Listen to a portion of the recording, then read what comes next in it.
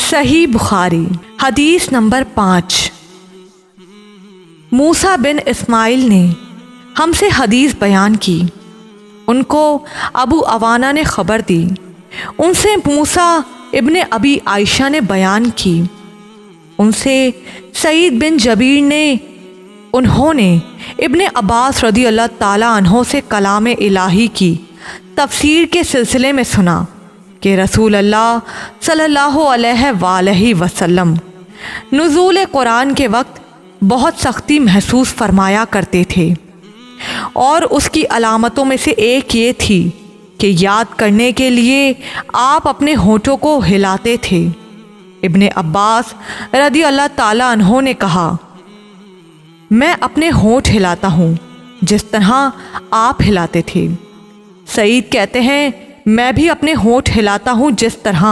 ابن عباس رضی اللہ تعالیٰ عنہ کو میں نے ہلاتے دیکھا۔ پھر انہوں نے اپنے ہونٹ ہلائے۔ ابن عباس رضی اللہ تعالیٰ عنہ نے کہا، پھر یہ آیت اتری کہ اے محمد، قرآن کو جلد جلد یاد کرنے کے لیے اپنی زبان نہ ہلاؤ،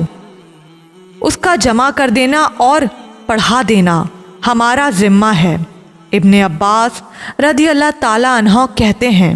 یعنی قرآن آپ صلی اللہ علیہ وآلہ وسلم کے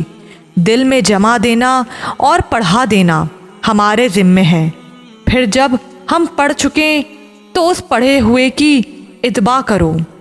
ابن عباس رضی اللہ تعالیٰ عنہ فرماتے ہیں، اس کا مطلب یہ ہے کہ آپ اس کو خاموشی کے ساتھ سنتے رہو، اس کے بعد مطلب سمجھا دینا ہمارے ذمہ ہے، پھر یقیناً یہ ہماری ذمہ داری ہے کہ آپ اس کو پڑھو،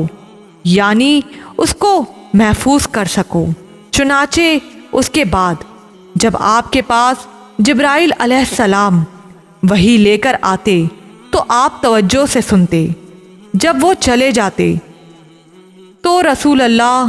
صلی اللہ علیہ وآلہ وسلم اس وحی کو اسی طرح پڑھتے جس طرح